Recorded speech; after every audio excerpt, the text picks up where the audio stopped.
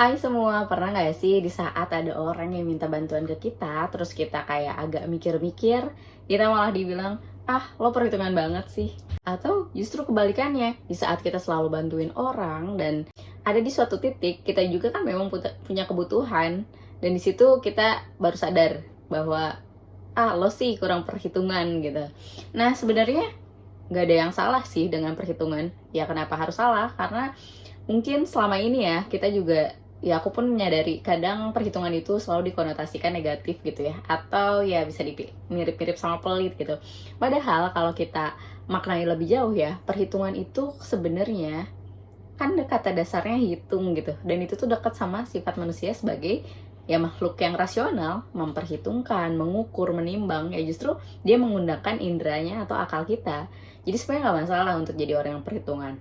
Kalau kita lihat lagi, kalau kita pakai teori umum aja lah ya, pelajaran mungkin sekolah dasar gitu, perhitungan itu kan bisa jadi kata benda yang artinya adalah hasil memperhitungkan, atau kata sifat, ya sifat orang yang selalu mengukur, menimbang, dan memperhitungkan entah resikonya atau entah manfaat yang akan didapat dalam mengambil suatu keputusan. Atau bisa juga proses, ya proses memperhitungkan itu kan disebutnya perhitungan.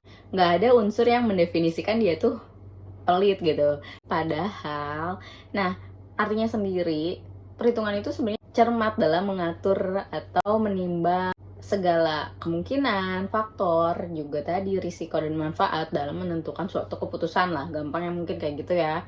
Ya kalau misalnya ada yang punya definisi lebih oke, boleh di-put di kolom komentar ya.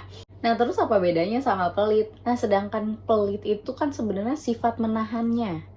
Jadi menahan untuk sesuatu yang penting, itu baru dikatain pelit. Menahannya aja tuh nggak selalu pelit kan, justru kita mempertahankan sesuatu nggak selalu pelit dong.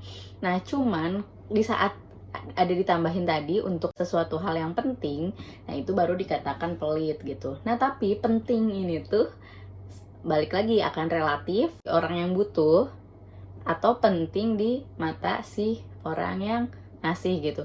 Jadi kalau untuk suatu hal yang penting aja ditahan, nah baru itu dikatain pelit ya. Jadi memang sangat relatif.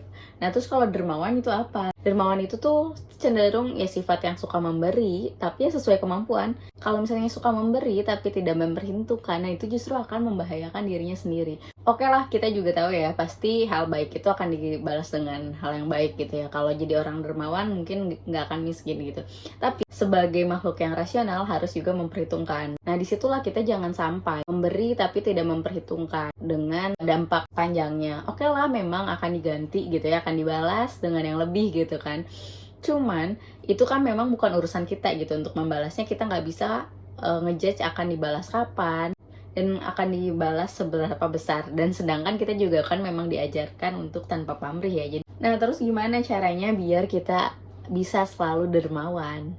Nah kan sebenarnya dermawan itu nggak selalu harus ngasih uang ya, bisa juga memberikan bantuan dalam bentuk hal lain. Tapi kalau konteksnya tadi memberi bantuan untuk budi nih, atau hal-hal yang materi gitu, nah sebenarnya kita bisa aja nambahin porsi di pos keuangan khusus untuk misalnya berbagi atau donasi. Jadi selain kita punya pos yang fix ya, misalnya kebutuhan dan tabungan, kita juga punya hal-hal yang penting juga buat kesehatan mental kita ya, misalnya buat healing, entertaining, dan lain-lain gitu.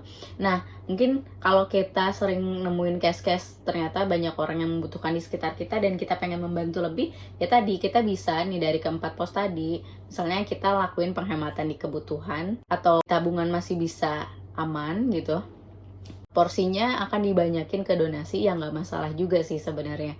Atau misalnya healing sama travelingnya kita punya promo nih, nah si promo itu kita kasihin aja ke donasi, anggaplah seperti itu. Jadi ya kita bayar dengan angka yang sama tapi kita alokasiin di donasi, di pos donasi kita. Jadi sebenarnya itu adalah salah satu cara gitu biar kita lebih fleksibel dalam membantu orang. Yuk mulai atur keuangan kita dengan seimbang. Nah bijak itu nggak berarti pelit, dan juga bukan berarti kurang perhitungan. Yang penting kita tahu kapan harus hemat dan kapan harus mengeluarkan. Oke gitu dulu, semoga bermanfaat. Jangan lupa di-share kalau ngerasa ini bermanfaat. Nextnya aku akan bahas hal yang lebih bermanfaat lagi. Kalau kalian ada saran boleh put juga di kolom komentar. Makasih banyak.